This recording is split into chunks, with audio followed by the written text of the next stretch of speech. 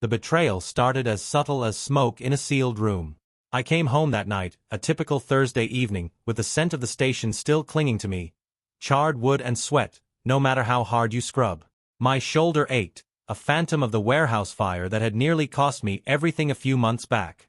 I thought I was healing, moving forward. I thought we were moving forward. The driveway to our house stretched long and straight under the glow of streetlights, their faint hum the only sound besides the crunch of gravel under my boots. I noticed the porch lights were off, unusual for Celeste. She always said it made the house feel welcoming. Instead, the glow from the back garden caught my attention, flickering faintly through the slats of the pavilion's trellises. At first, I didn't think much of it. Maybe she was having a drink out back, a rare moment to herself. But as I walked closer, the laughter cut through the still night like a blade. Soft, intimate, and wrong. Her voice carried first. Travis knows how to treat a woman. It's so refreshing, she said, her tone dripping with cruelty. Unlike Elliot. Poor, broken Elliot. Did you see how he came home the other night? Pathetic. A man chuckled. Familiar. Too familiar. My younger brother Malcolm's voice followed hers. You've got him right where you want him. The man doesn't even realize the accident was his undoing, and my making. Once you've got the house, Celeste, he'll be nothing but ashes. I froze. The words didn't fully sink in at first. They hit in pieces, fragments that cut deep as they settled in my mind. Celeste, my wife of 8 years, and Malcolm, the brother I'd once promised to protect no matter what, were planning to rip my life apart. My injury wasn't just an accident. It was orchestrated. By them. My firefighter instincts kicked in. I slipped my phone out and hit record. Every cruel word they spoke, every laugh at my expense, became evidence. I stood there, hidden, as their voices wound through the dark, stitching together a story of betrayal so deep I couldn't see the bottom. It wasn't just the affair. It was bigger. Malcolm had tampered with my safety gear during that warehouse fire, setting me up for a fall I barely survived. Celeste had been leaking information about my job to a shady real estate developer, Travis, capitalizing on disasters while I unwittingly played the part of the tragic hero. In the span of minutes, my entire world shifted. My wife. My brother. They weren't just plotting, they had already acted, tearing apart my career, my reputation, and my marriage, all for money and power. But I wasn't the same Elliot they'd written off. The fire hadn't broken me, it had forged me. And as I stood there, clutching my phone, I realized one thing. I wasn't going to let them burn me again. The night after that discovery stretched endlessly. I sat at the dining table, the recording playing in loops through my headphones. Each word stabbed deeper, unraveling what I thought I knew about the people I trusted most. Betrayal wasn't new to me. My line of work was full of it. Fires caused by greed, negligence, or malice. But this was personal. This was a blaze set by the very people I'd built my life around. Celeste came in sometime after midnight, her perfume trailing into the room before she did. She didn't notice me sitting in the shadows, her face glowing faintly from the light of her phone as she typed out a message, smiling. Probably to Travis or Malcolm. My stomach churned, but I stayed silent, watching her move through the house like a stranger. The next morning, I played the part of oblivious husband, my thoughts carefully hidden. Morning, I said, forcing a smile. She barely glanced up from her coffee. Morning. You're up early, she replied, her tone casual, her lips curving just enough to fake normalcy. I noticed the glint of satisfaction in her eyes, a subtle arrogance she hadn't even tried to hide. I nodded. Couldn't sleep. Shoulders acting up again. Oh. Her concerns sounded rehearsed. You should get it checked again. Maybe take it easy today. Yeah, maybe, I replied, sipping my coffee. Inside, I was screaming. Malcolm called later that day, pretending to check on me like the doting brother he'd never been. How's the shoulder holding up, big bro? His voice was almost too cheerful, the kind of tone you'd use when you're trying to sound sincere but don't really care. Getting there, I said, keeping my voice even. You know how it is. One day at a time. He laughed. Yeah, man. You'll bounce back. You always do. It took everything I had not to confront him on the spot. But this wasn't the time for anger. Not yet. I needed answers, not just for myself, but for the life they'd stolen from me. That meant playing along, even as every fiber of my being screamed to throw it all in their faces. Over the next few days, I started digging. I went through bank statements, emails, and Celeste's calendar. Patterns began to emerge: business dinners at odd hours, unexplained cash deposits in her account. Malcolm's financials weren't as easy to access, but I remembered enough about his shady business ventures to know where to start. It didn't take long to piece together the bigger picture. Celeste had been feeding Travis insider information about upcoming developments in the city. Fire-prone buildings, condemned warehouses, vulnerable areas ripe for exploitation. Travis would swoop in after disasters, buying the properties for pennies on the dollar, flipping them for millions. And Malcolm? He was laundering his cut through a series of shell companies, all while sabotaging my reputation as a reliable firefighter. The accident that nearly killed me wasn't just a stroke of bad luck. Malcolm had intentionally tampered with my harness, ensuring it would fail during the warehouse rescue. He must have known I'd survive, barely. My survival had even played into their plans, painting me as the broken, unreliable firefighter they needed to push out of the way. I sat there in the garage, surrounded by the evidence I'd collected, my mind racing. Anger, sadness, betrayal, they all fought for dominance. But another emotion started to rise, hotter and stronger than the rest: resolve. They thought they'd outplayed me, that I'd roll over and let them take everything. They'd underestimated the kind of man I'd become. Firefighters don't just put out flames, we control them. I wasn't just going to confront them, I was going to make them pay. My first move was to secure help. Vanessa Parker, a sharp, no-nonsense lawyer I'd worked with during a union dispute, was the first person I called. She didn't ask many questions, but her tone sharpened as I explained the situation. "Elliot, this is bigger than a domestic issue," she said, her voice steady. "You're looking at fraud, conspiracy, and attempted manslaughter." I nodded, though she couldn't see me. "I know. I want to take them down." "Then we need to do this smart," she said. "No rushing in. We build the case until there's no escape." That's when Rachel Moore entered the picture. A federal investigator with a reputation for getting results, Rachel had the connections and expertise we needed. Together, the three of us mapped out a plan, each step designed to dismantle Celeste and Malcolm's web of lies. I wasn't just going to expose them. I was going to make sure every piece of their treachery came crashing down, leaving nothing but ruins in their wake. The hardest part wasn't the planning. It wasn't even sitting across the table from Celeste every night, pretending I didn't know her truth. No, the hardest part was playing dumb, letting them think I was the same broken man they tried to reduce me to. I started small, forgetting things, losing focus, leaving important-looking documents out on the counter when I knew she'd see them. "Elliot," she said one evening, picking up a file marked "pension request." Her tone was gentle, too sweet. "What's this?" "Oh, just some stuff I'm working on," I mumbled, rubbing my shoulder as if the pain was unbearable. "I don't know. I might have to retire early if this shoulder doesn't get better." She tried to hide her smirk, but I caught it. "Maybe that's for the best," she said softly. "You've worked so hard. You deserve a break." A break? She was practically salivating at the idea of me walking away from my career, the one thing they couldn't fully control. I nodded, forcing a sigh. "Yeah, maybe." The next time Malcolm came by, I made sure to act the part. Slouching in the chair, I nursed a glass of bourbon, letting my good hand fumble with the remote. He walked in like he owned the place, his grin wide and fake. "You look like hell, bro," he said, dropping onto the couch like we were best friends. "Yeah, been rough lately," I replied, my voice flat.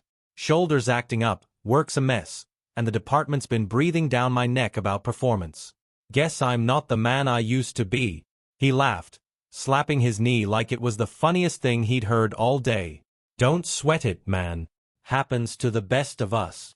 I bit back the bile rising in my throat and nodded. "Yeah. Anyway, you want a drink?" As I poured, I made sure to leave my laptop open on the kitchen counter, the screen showing a half-written resignation email. I caught him glancing at it when he thought I wasn't looking. Perfect. Over the next few weeks, I leaned into the image of the crumbling man they'd tried to make me. I stumbled into the local bar one evening, loud enough for people to notice, then left my car parked crooked in the driveway for the neighbors to gossip about. Elliot Carrigan, they'd whisper, the firefighter who couldn't handle the heat anymore. Celeste didn't question the shift in behavior. If anything, she seemed almost relieved, as if my unraveling confirmed her plans were working. But Malcolm, he couldn't resist poking the bear.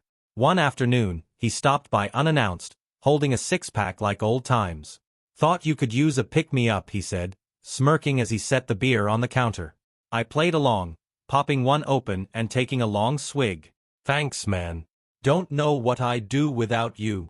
He leaned back in his chair, his posture oozing smugness. You know, you've got options, Elliot. You could sell this place, move somewhere quieter, start fresh. I pretended to think it over. Yeah, maybe. It's just, the memories, you know? Hard to let go. You can't live in the past forever, he said, his voice almost pitying. Almost. Behind the scenes, things were heating up. Vanessa and Rachel worked tirelessly, combing through financial records and connecting the dots. Offshore accounts, real estate deals, even a few questionable fires. All roads led back to Travis, Celeste, and Malcolm. Vanessa called me one evening with an update. We've got them, she said, her voice brimming with confidence. The money trail's clear, and Rachel's team is ready to move. We just need the right moment to bring it all together. I stared out the window, watching the streetlights flicker in the distance. Not yet, I said, my voice steady. They think they've won. I need them to feel safe. What are you planning, Elliot? She asked, a note of concern in her tone. I didn't answer right away. Instead, I thought about the nights I'd spent rebuilding houses after fires, the way ash and rubble could be turned into something stronger. Something big, I finally said. Something they'll never see coming. The more I played the fool, the bolder they became. Celeste started leaving brochures for stress retreats around the house, subtle suggestions that I should take some time for myself. Malcolm hinted at new business opportunities, just in case you're ready to step away from the grind. And all the while, I recorded everything. Every smirk, every slip of the tongue, every piece of evidence they handed me on a silver platter. They thought I was broken, defeated. They thought they'd beaten me. But they were about to learn that I was far from finished. The days blurred into weeks as I kept up the charade. Celeste, emboldened by what she thought was my slow descent into ruin, became more careless. She started staying out late, her excuses growing thinner. Work dinners, charity events, catching up with old friends. It didn't matter what she said. I stopped asking questions, playing the role of the husband too distracted by his own misery to notice. One evening, as I sat nursing a drink in the living room, she waltzed in around midnight, heels clicking against the hardwood floor. She stopped when she saw me. You're up late, she said, feigning concern. Couldn't sleep, I mumbled, swirling the bourbon in my glass. Shoulders been killing me again. Her expression softened, but it didn't quite reach her eyes. You should really see someone about that. Yeah, maybe, I said. I let the silence stretch, watching as she hesitated in the doorway. I'm heading to bed, she finally said, her voice clipped. Don't stay up too late. I waited until I heard her footsteps fade upstairs before pulling out my phone. The tracker I'd planted in her car a week earlier showed her location for the night, a boutique hotel across town. She hadn't even bothered to park discreetly. It didn't matter who she was meeting. I already knew. Malcolm, on the other hand, was less subtle. He started making house calls more often, pretending to check in on me. Just seeing how my big bro's holding up, he'd say, his grin smug and calculated. I let him run his mouth, jotting mental notes of every veiled insult and every smug comment. One afternoon, he showed up with a folder tucked under his arm. Got something for you, he said, tossing it onto the kitchen counter. What's this? I asked, flipping it open. It was a glossy proposal for some investment opportunity, complete with numbers that didn't add up and pictures of beachfront properties I'd never heard of. Something I'm working on with a few partners, he said casually, leaning against the counter. Could be a good move for you, Elliot. Get in early, you know. I closed the folder and set it aside. Thanks, Malcolm. I'll think about it. You should. Could be just what you need to bounce back, he said, his grin widening. Get out of this rut. If he noticed the slight edge in my smile, he didn't show it. Meanwhile, Vanessa and Rachel were hard at work, turning their findings into a rock-solid case. Rachel called me late one night, her voice brisk and professional. Elliot, we've got enough to move forward. The offshore accounts tie directly to Malcolm and Celeste. Travis is implicated in at least 3 fires linked to arson, and Malcolm's name comes up in the contractor logs. What about the accident? I asked, gripping the phone tighter. There's circumstantial evidence, she admitted. The tampered harness points to sabotage, but it's hard to prove Malcolm's direct involvement. I leaned back in my chair, the weight of it all pressing down on me. It's enough, I said. Let's make sure it sticks.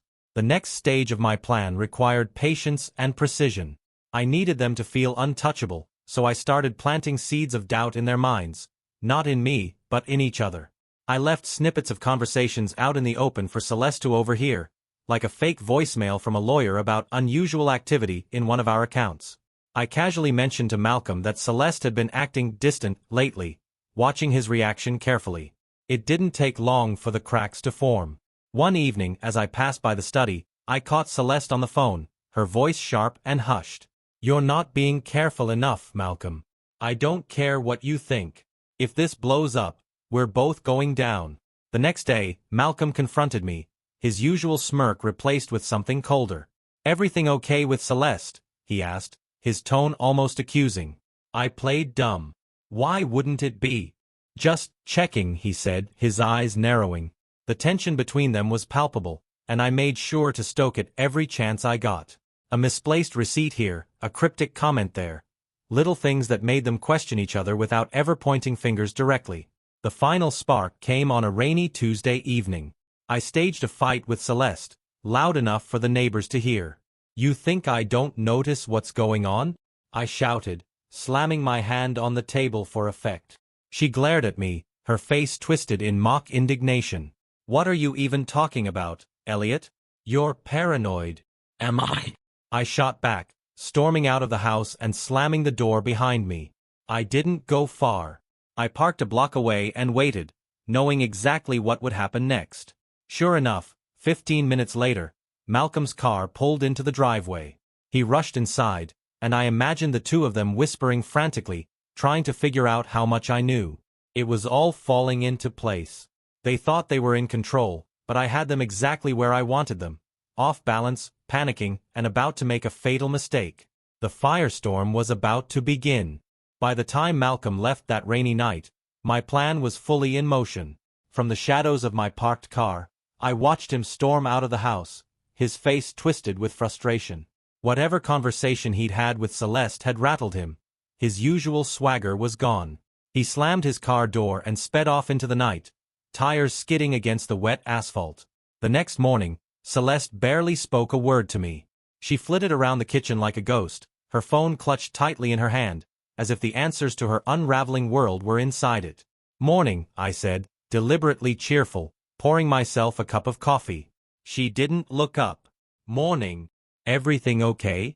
I asked, keeping my tone light. Fine, she said quickly, too quickly, before retreating to the bedroom with her phone. I let her go. Whatever was brewing between her and Malcolm, it needed to simmer a little longer before I brought it all to a boil. That afternoon, I decided it was time to escalate things.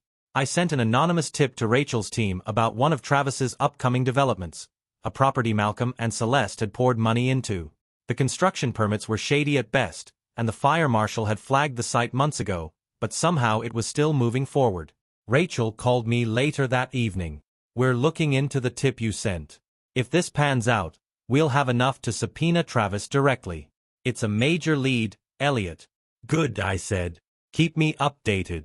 I hung up, staring at the ceiling as the weight of it all pressed down on me. This wasn't just about revenge anymore. It was about justice, for the life they tried to steal from me, for the people who trusted me to keep them safe, and for the version of myself I'd almost let them destroy.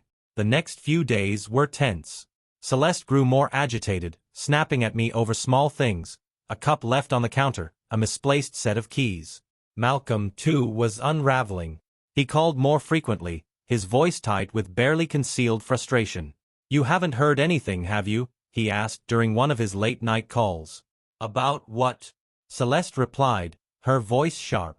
I listened in from the other side of the bedroom door, my ear pressed against the cool wood. Elliot. He's been acting different. Like he knows something. Don't be ridiculous, Celeste snapped. He's too pathetic to figure it out. You're just being paranoid. Maybe, Malcolm said, though his tone betrayed his doubt.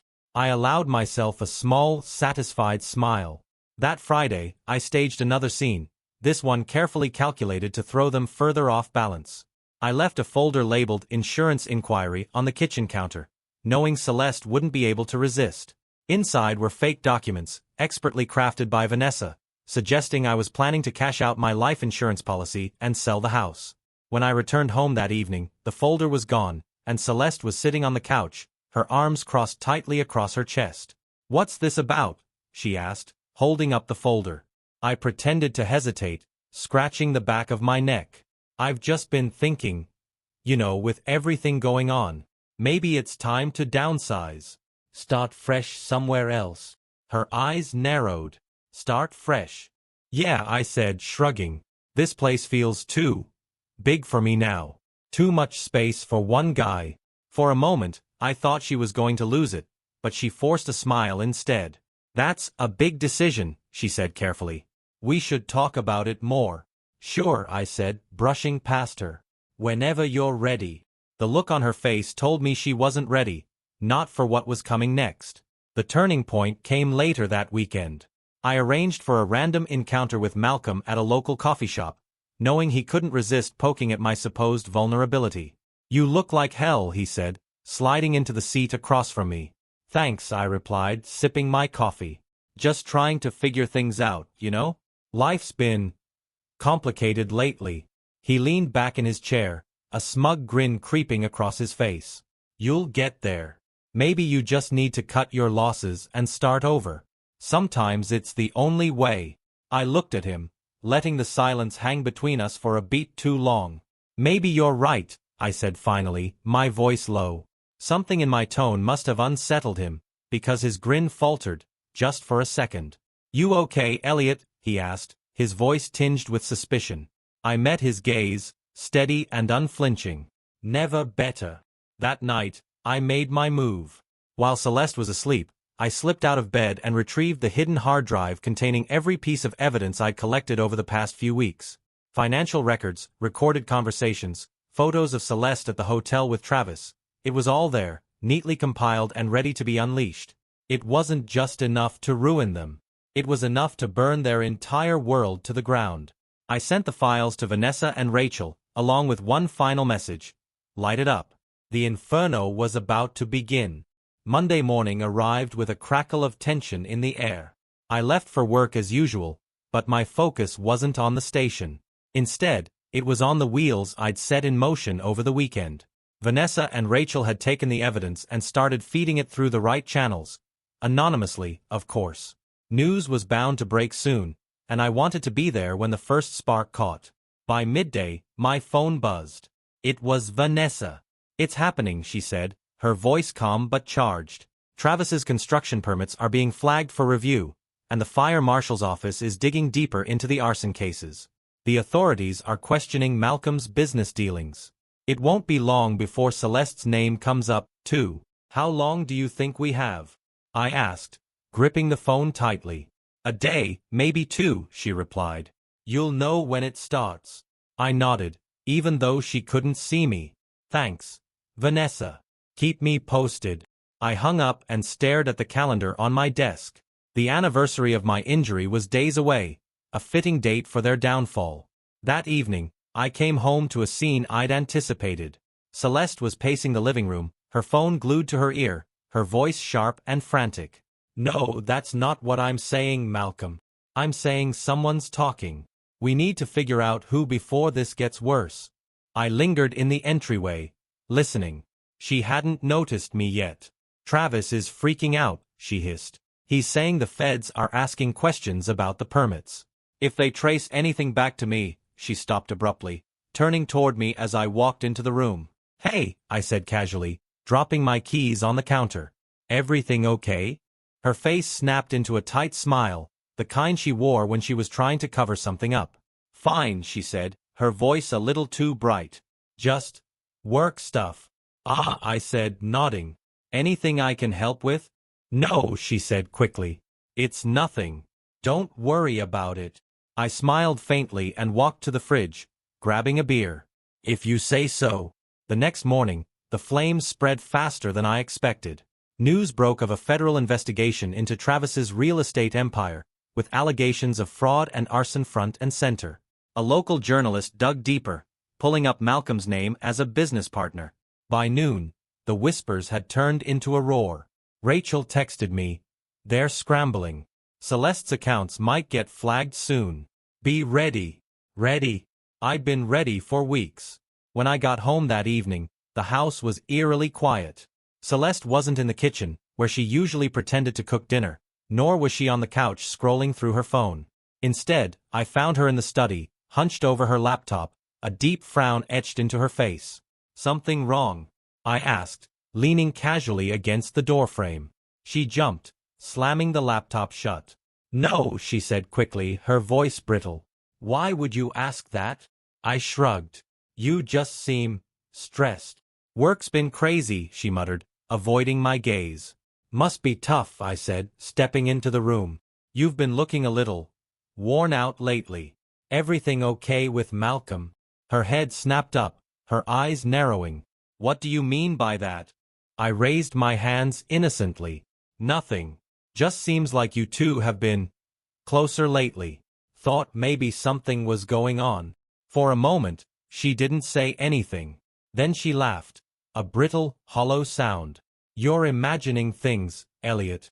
Honestly, you've been so paranoid lately. Maybe you should focus on your own problems." "Maybe I should," I said, my tone light. "Or maybe I already have." She froze, her eyes flickering with something I couldn't quite place. Fear? Suspicion? It didn't matter. The seeds were planted.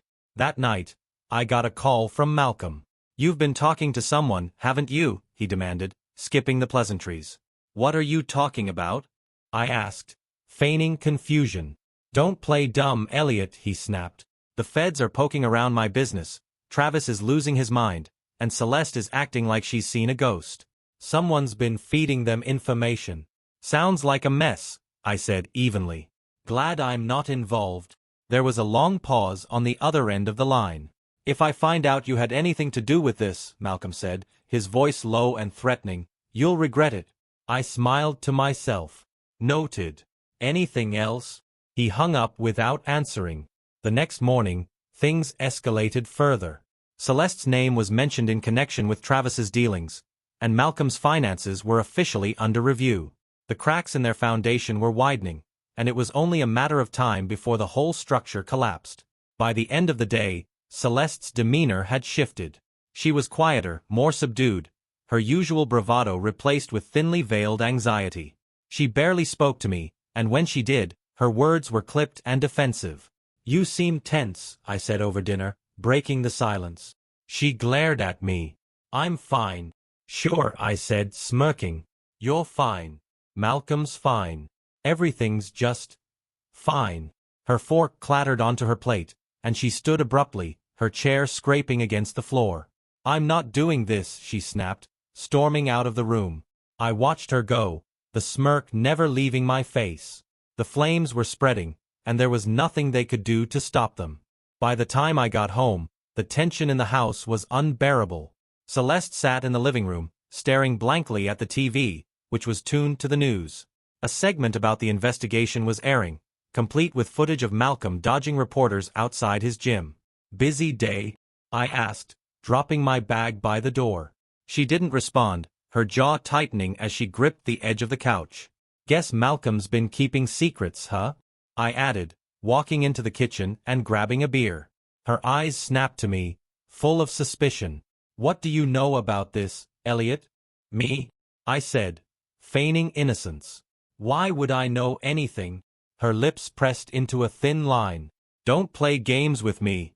I took a long sip of my beer, leaning against the counter. "Maybe you should ask Malcolm.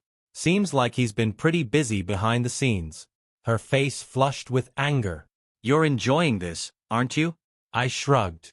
"Not as much as you and Malcolm enjoyed laughing at me behind my back." Her expression shifted, fear flickering behind the anger.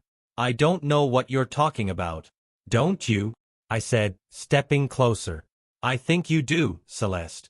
I think you've known this was coming for a while now. She stood, her composure slipping. If you think you're going to turn this around on me, you're wrong. I've done nothing but try to help you, Elliot. Help me. I laughed, the sound bitter. You and Malcolm tried to destroy me. You tampered with my gear, leaked information, and lied to my face for years. And now that it's all falling apart, you're going to sit there and act like the victim. Her face paled, but she said nothing. That's what I thought, I said, turning away. The next morning, the fallout reached a breaking point. I was on my way to the station when my phone buzzed with a text from Rachel. It's happening.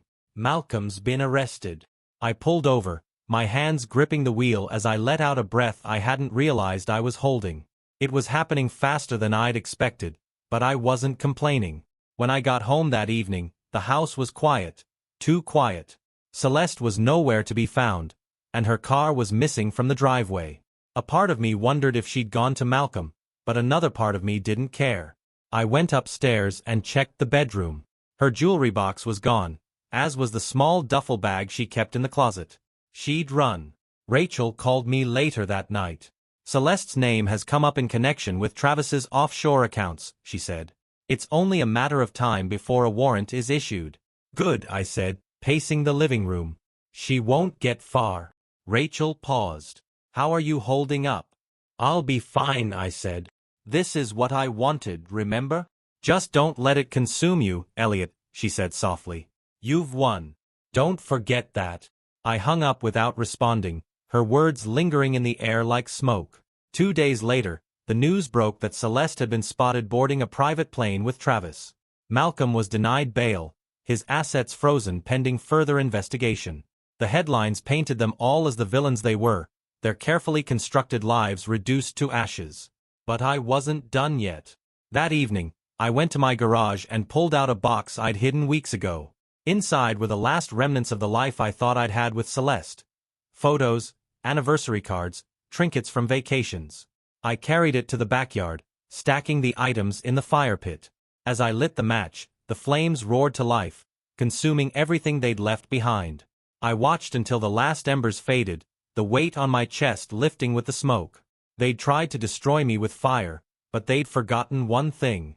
I was born to control the flames. The weeks following the implosion were surreal. Malcolm was officially charged with fraud and conspiracy, his smirk now replaced with a mugshot plastered across every news outlet. Travis, cornered by the federal investigation, cut a deal, handing over evidence that further implicated Malcolm and Celeste in the arson-for-profit scheme. Celeste herself was listed as a fugitive. The quiet of the house was deafening without her presence. The air felt cleaner, freer, but the silence reminded me of everything I'd lost, and everything I was finally reclaiming. One morning, I stood in the kitchen with a cup of coffee, staring out at the backyard where the fire pit still bore the faint black scars from my burning ritual. My phone buzzed on the counter. It was Vanessa. Elliot, you'll want to hear this, she said, her tone professional but tinged with satisfaction. The feds found a new account in Celeste's name, offshore, packed with money she siphoned from your joint savings and Malcolm's laundering operation. They're freezing it as we speak. I took a slow breath, the betrayal still raw even though I'd expected it. How much are we talking? Enough to make a dent in what they owe you, she said. You'll need to file a formal claim, but there's a solid chance you'll recover most of your losses. Good, I said. Let me know what I need to sign. As I hung up, I allowed myself a small smile. The house might have felt emptier, but it was still mine, and it would stay that way. Despite the whirlwind of legal proceedings and media attention, life at the station went on. My injury had sidelined me for months, but I was finally cleared for light duty. Returning felt like coming home, the camaraderie of my team a stark contrast to the lies I'd left behind. One afternoon, my captain pulled me aside. Heard what happened, he said gruffly, his eyes scanning me like he was assessing a fire scene. That's a hell of a thing to go through. Yeah, I said, leaning against the truck. It's been a ride. You've handled it better than most would, he said, clapping a hand on my shoulder. Glad to have you back, Carrigan. We need guys like you around here. For the first time in months, I felt like I belonged again. Meanwhile, the media frenzy around Malcolm, Celeste, and Travis continued to escalate. Reporters camped outside the courthouse, eager for every development in the case. I avoided the coverage when I could, but the headlines were hard to miss. "Fallen hero turns tables on betrayers," one paper read. My lawyer had warned me that my involvement would come under scrutiny, but most of the coverage painted me as a victim, a man who'd fought back against impossible odds. It wasn't the narrative I'd planned, but it was one I could live with. One evening, Vanessa invited me to meet her and Rachel for drinks. We sat in a quiet corner of a downtown bar, the hum of conversation around us providing a strange kind of comfort. "You did it, Elliot," Rachel said, raising her glass. "They're finished." I took a sip of my whiskey, the warmth spreading through my chest. "Thanks to you too," I said. "I couldn't have done it alone." Vanessa smirked. "You gave us plenty to work with. Most people in your position wouldn't have thought to gather evidence the way you did." Rachel nodded. "You kept your cool when it mattered most. That's not easy when you're dealing with people this close to you." I shrugged, a faint smile tugging at my lips. Fire teaches you to stay calm under pressure. This wasn't any different. Rachel raised her glass again. "To moving forward." "To moving forward," I echoed, clinking my glass against theirs. In the days that followed, I started making small changes. I cleared out the guest room that Celeste had turned into her makeshift office, replacing her desk with a set of weights and a punching bag. I spent hours in there, sweating out the anger that still lingered, letting each swing of my fists bring me closer to peace. I also started reconnecting with people I'd pushed away during the chaos. Old friends, colleagues, even neighbors who'd heard whispers of what I'd been through and reached out. Slowly but surely, I was rebuilding a life that felt like my own again. One night, as I sat on the porch with a beer in hand, I thought about the past few months. The betrayal, the anger, the carefully orchestrated revenge. The firestorm I'd unleashed had burned away the lies and left me standing in the ashes, stronger than I'd ever been. They thought they'd taken everything from me. But in the end, they'd only freed me to build something new. I wasn't just rising from the ashes. I was becoming the fire. As the dust settled and the headlines moved on to fresher scandals, I found myself grappling with the quiet aftermath. The adrenaline that had fueled my every move over the past months was gone, replaced by an unfamiliar stillness. For the first time in years, I had no one to fight and nothing to prove. But there was one last thread to tie off. Celeste. Even though she'd fled with Travis, leaving Malcolm to shoulder the brunt of their crimes, I knew it wasn't over. She wasn't the kind of person to disappear quietly, and I couldn't risk her slithering back into my life when things didn't work out with her accomplice. My lawyer, Vanessa, helped me push the divorce through faster than I expected. The evidence of fraud and theft she'd compiled ensured Celeste had no claim to the house or the small fortune she'd tried to siphon off. The day the papers arrived, I sat at the kitchen table with a pen in hand, staring at the bold black letters. Final decree of dissolution of marriage. It should have felt like a victory, but as I signed my name, all I felt was relief. A week later, Rachel called with an update. "We got word from Interpol," she said. "Celeste and Travis have been spotted in the Caribbean. No official charges yet, but they're on a watch list." "Let me guess," I said, leaning back in my chair. "They're living it up on someone else's dime." "Sounds about right," she replied. "Don't worry, Elliot. They'll slip up eventually. People like that always do." I thanked her and hung up, feeling lighter than I had in months. Let them run. Let them chase their ill-gotten dreams across the world. I wasn't waiting for their fall anymore. I was free. With the house officially mine, I started making changes. I painted the walls a deep, calming gray, replacing the sterile tone Celeste had insisted on. I tore out the manicured flower beds in the front yard, replacing them with low-maintenance landscaping that felt more like me. Every change, no matter how small, was a step toward reclaiming the space, not as a reminder of what I'd lost, but as a testament to what I'd survived. One Saturday, while clearing out the attic, I stumbled across a box of old photos. Most of them were from the early days of my marriage. Vacations, birthdays, moments that once seemed perfect. I sat on the floor, flipping through them one by one. Then, without hesitation, I carried the box to the backyard and tossed it into the fire pit. As the flames consumed the memories, I felt something shift inside me. It wasn't anger or sadness. It was closure. The more I let go of the past, the more room I made for the future. I started volunteering with a local mentorship program for young firefighters, sharing my experiences and helping rookies navigate the challenges of the job. Watching them grow reminded me why I joined the department in the first place. I also reconnected with my family, what little of it I had left. My parents, who distanced themselves during the height of Malcolm's antics, reached out with apologies and tentative efforts to rebuild our relationship. It wasn't easy, but it was a start. One evening, while walking through the park near my neighborhood, I ran into an old friend from the station, Jake. He was there with his wife and their golden retriever, the picture of a life I once thought I'd have. "Elliot," he called, jogging over with a wide grin. "Haven't seen you in forever, man. How's life?" I hesitated, then smiled. "Better. A lot better." We talked for a while, catching up on everything from work to mutual friends. As we said our goodbyes, Jake clapped me on the shoulder. "You look good, man. Like yourself again. Keep it up." His words stuck with me as I walked home, the crisp evening air filling my lungs. Later that night, I sat on the porch with a fresh beer, staring out at the darkened street. The journey had been brutal, but I was still standing. Stronger. Wiser. I wasn't the same man who'd walked into the fire. And for the first time in a long time, I liked the man I was becoming. Months passed, and life began to feel normal. Different, but better. My days were filled with purpose, whether it was at the station, mentoring the rookies, or working on my house. The nights were quieter, and I welcomed the calm, finding solace in the little routines I'd built for myself. One evening, as I sat in the backyard under a clear sky, the faint scent of smoke drifted from a neighbor's barbecue. It reminded me of where I'd been, what I'd endured, and how far I'd come.